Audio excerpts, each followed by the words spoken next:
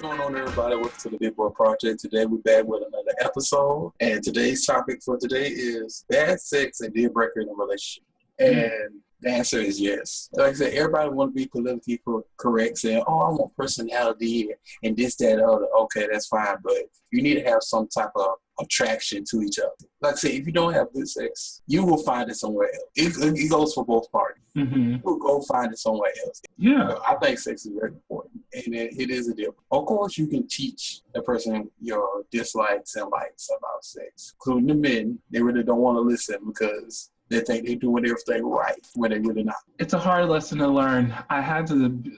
Someone had to present that lesson to me, that I was doing something a little extra in the bedroom myself. And I had been doing this for years. And I was like, you know what? You're probably right. I'm probably a little bit too old for this action.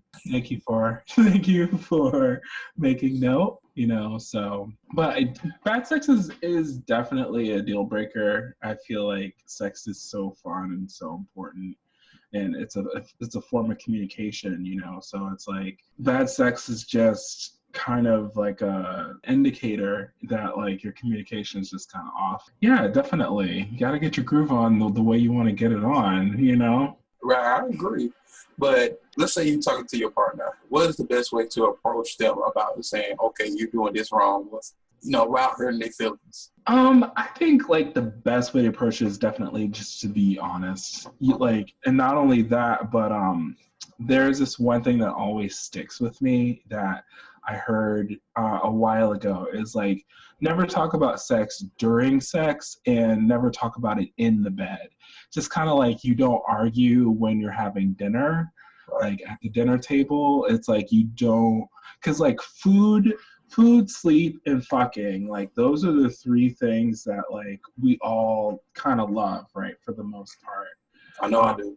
So yeah, and we all need those things. We all need food, we all need sleep, and we all need to fuck, because human beings are very we're social creatures, like we're social mammals, so we need that type of touch, so don't ruin the setting for sex while ironically trying to improve it.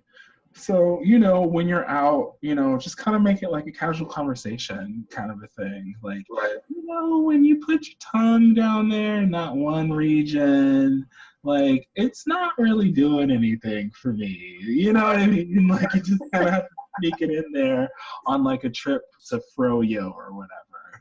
And the other portion of it, you have to be able to listen. Like, the person's not saying this to hurt you.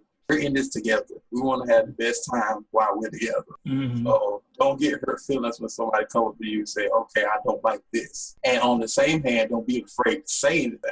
Oh, totally.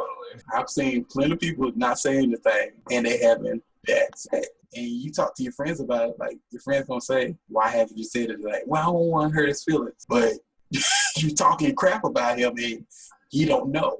I mean, in the end, you're just wasting your time. You know what I mean? Like, I understand that you have to vent, but you're not venting to the person that you need to vent to. Have you ever had bad sex just because the person was hot? Yes. Yeah. I think everybody had that. We've all been there. I've tried to go back for like thirds, just because the person was hot. I was like, I just want to be next to you. But you're terrible. You're awful. You were awful. Like, but at the same time, you can tell they were relying on their looks. Yeah. And they don't have to do anything. There is such a thing as pretty privilege, know.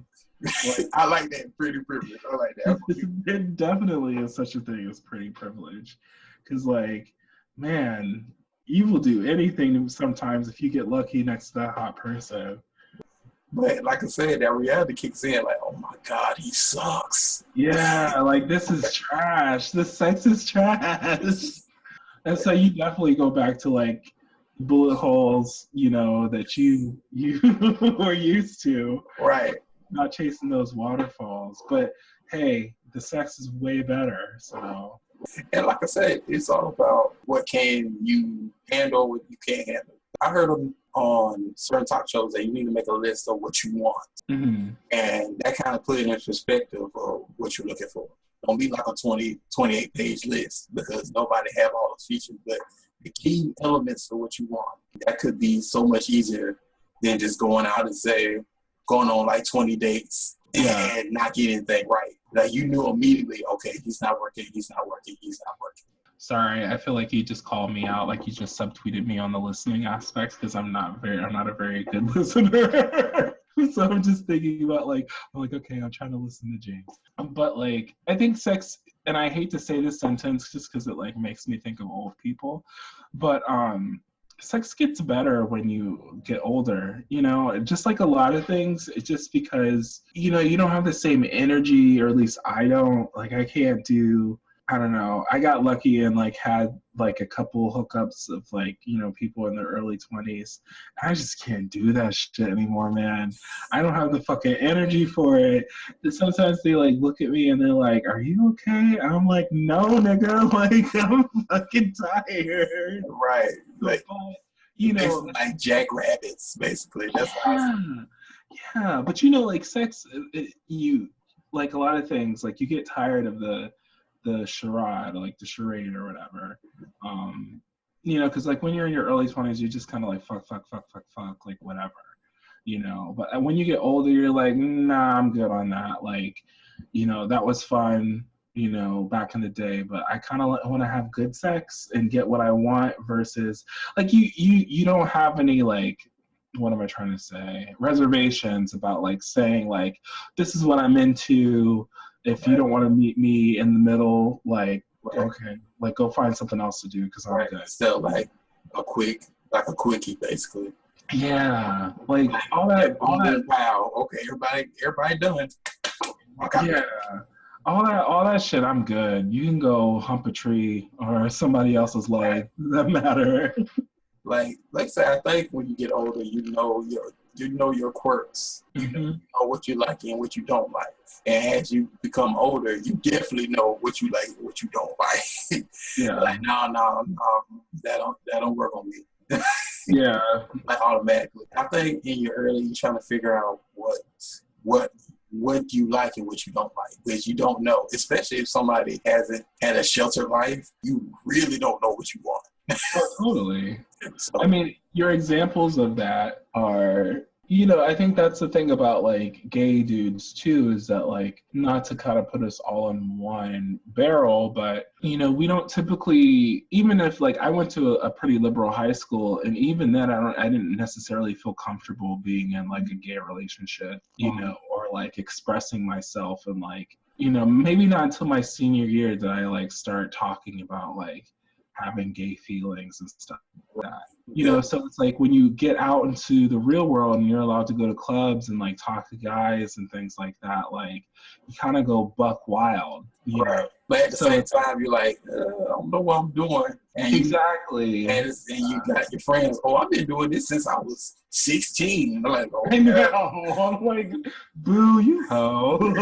Right. Well, excuse me, I wasn't sucking dick at 16, my friend. Right. I was in my books. I know.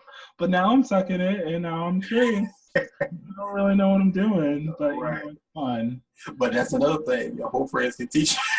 Yeah, whole friends are good for a good sex lesson. But like, what are your final thoughts about this whole topic? I just think people need to be more honest with each other, and I think people need to.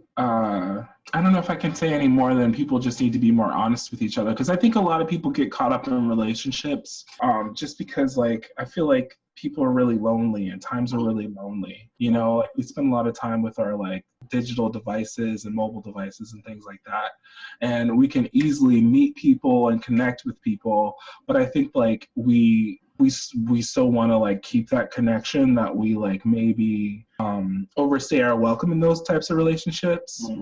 When really they should just be like, kind of short and sweet. And I do have a point, but I guess I'm trying to say that like, if you're not having good sex, then why stick around? You know what I mean? Because it's such a major form of communication and connection. So it's like, life is very short. Like, why would either one of you want to waste your time?